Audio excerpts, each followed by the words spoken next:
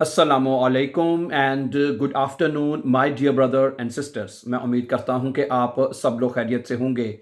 अच्छा दोस्तों, आज का हमारा जो टॉपिक है ना, बहुत इंटरेस्टिंग भी है, ठीक है, और बहुत इंफॉर्मेटिव भी है। ठीक है, इसको आपने पूरी तवज्जो से और गौर से सुनना है।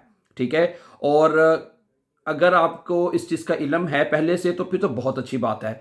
ये ना हो कि आपको और इल्म ना हो तो और कभी आप इसकी वजह से आपको कोई जुर्माना हो जाए। ठीक है, तो ये खास तौर पे जर्मनी में रहने वालों के लिए बहुत बहुत इंपॉर्टेंट वीडियो होने जा रही है। ठीक है, और इस टॉपिक के ऊपर जो जैसे मैंने बताया कि बहुत ही इंटरेस्टिंग है उन तमाम बहन भाइयों के लिए, ठीक है, जो जर्मन लैंग्वेज सीखना चाहते हैं। मेरी बात पूरी तवज्जो से सुनिएगा।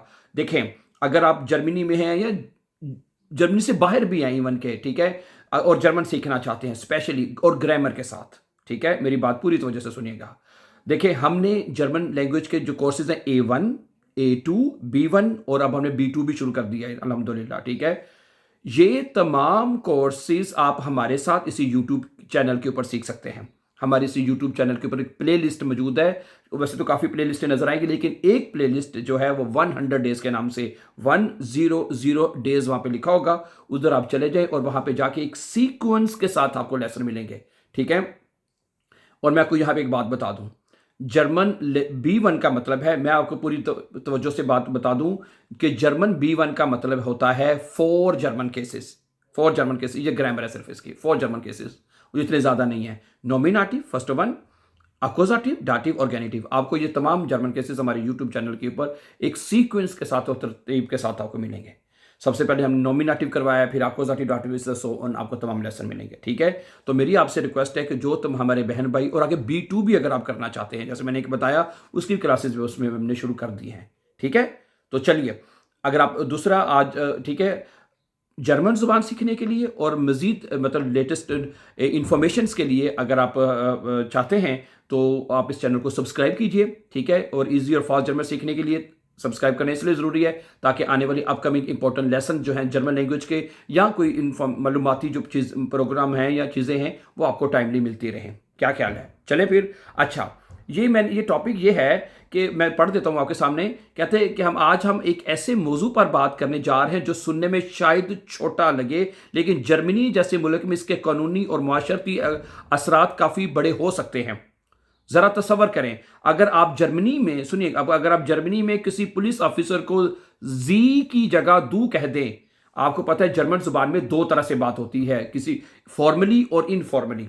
आप ज्यादातर दू कह के बात करते हैं यहां पे, ठीक है, लेकिन आप किसी के साथ जो आपके लिए अननाउन है, रिस्पेक्ट की जगह पे है, जैसे टीचर्स हो गए, पुलिस ऑफिसर्स हो गए, या आप किसी दफ्तर में गए इवन के, वहां पे आपको दू नहीं बल्कि जी कह के बात, ये बड़े इंटरेस्टिंग टॉपिक है, गौर से सुनिएगा, जी कह के आपको बात करनी होती है।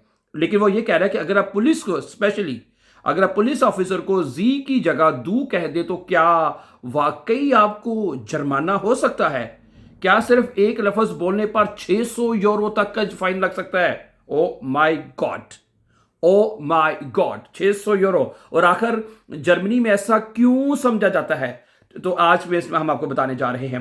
जर्मनी की जुबान यानी जर्मन लैंग्वेज में लोगों को मुखातब, मैंने भी बताया कि दो तरीके हैं, दू और जी।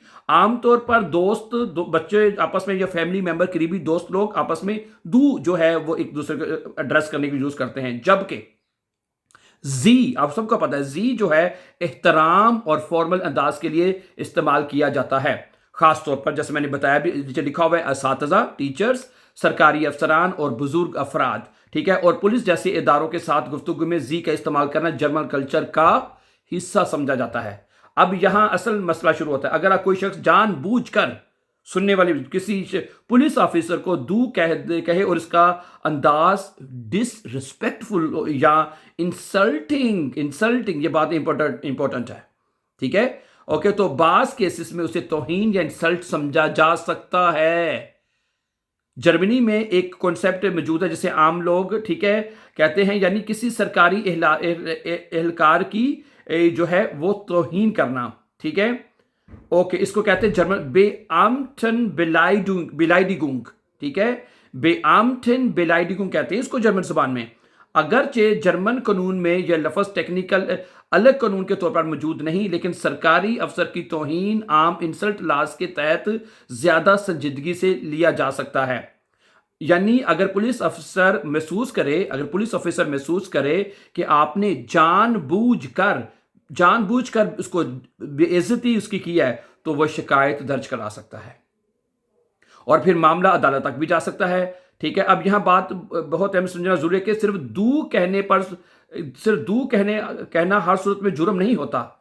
यह मुकम्मल तौर पर आपका जो ट्यून है, आपका लहजा, जैसे मैंने बताया, ठीक है, और आपकी बॉडी लैंग्वेज, सिचुएशन, इंटेंशन, इरादा, डिपेंड, ये सारी चीजें मैटर करती हैं। देखें, अगर आप किसी को, पुलिस ऑफिसर को दू भी कह देते हैं ना, लेकिन आप बड़े रिस्पेक्ट के तरीके से या एक फॉर्म अच्छे अंदाज में कहते हैं, लेकिन आपका मतलब डिसरिस्पेक्ट नहीं है, तो फिर इसमें मैटर मतलब कोई मसला नहीं होगा। लेकिन आप जानबूझ कर अगर करते हैं, इस तरह की सिचुएशन में दू कहते हैं और आपका मतलब है कि, और आपको पता भी है दू जो है वो अननाउन बंदे के लिए और किसी अफसर के लिए डिसरिस्पेक्टफुल हो सकता है, तो फिर आप और आपकी इंटेंशन भी हो किसी बंदे की, तो फिर इसमें फिर मतलब कि मामला खराब हो सकता है। मिसाल के तौर पर अगर कोई गैर मुल्की शख्स जर्मन लैंग्वेज अच्छी तरह नहीं जानता है या गलती से इनफॉर्मल लफ्ज़ इस्तेमाल करे, तो आमतौर पर उसे क्रिमिनल इश्यूज में नहीं बनाया जाता। ये ठीक है, अंडरस्टूड, समझ नया बंदा है, उसे नहीं पता यार मैं जर्मन कैसे बोलनी है, मुझे नहीं पता मैंने दू कब बोलना है, मुझे जीन कब नहीं बोलना, उसे पता ही है।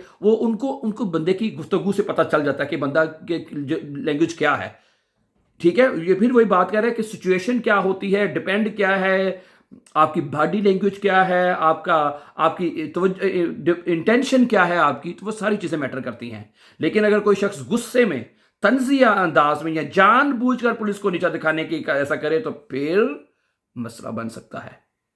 जर्मनी में लैंग्वेज मैनर्स को बहुत अहमियत दी जाती है। खासतौर पर सरकारी इदारों के साथ एहतराम से बात करना वहां के माशरती निज़ाम का हिस्सा है।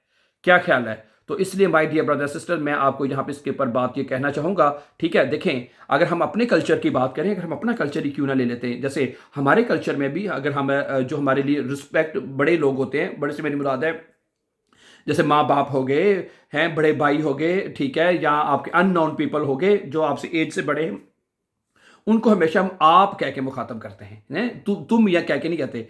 तो इस तरह जर्मन के कल्चर में, जर्मन लैंग्वेज में भी ऐसा ही है। मुझे उम्मीद है कि आपको आज का ये टॉपिक बहुत अच्छा लगा होगा, और जैसे मैंने शुरू में कहा, जर्मन लैंग्वेज सीखने के लिए हमारी जो प्लेलिस्ट मौजूद हैं, आप उधर जाके वॉच कर सकते हैं और जर्मन लैंग्वेज को बेहतर अंदाज में और बहुत अच्छे तरीके से सीख सकते हैं। और ये जो चीज़ें जैसे मैंने बताया, दू जी, तो ये सारी चीज़ें आपको वहाँ पे बहुत अच्छे अंदाज से सीखने को हमारे चैनल के ऊपर मिलेंगी। अपना ढेर सा ख्याल रखिएगा। बहुत जल्दी आपके साथ दोबारा मुलाकात होगी नए टॉपिक के साथ। टेक केयर, अल्लाह हाफिज़।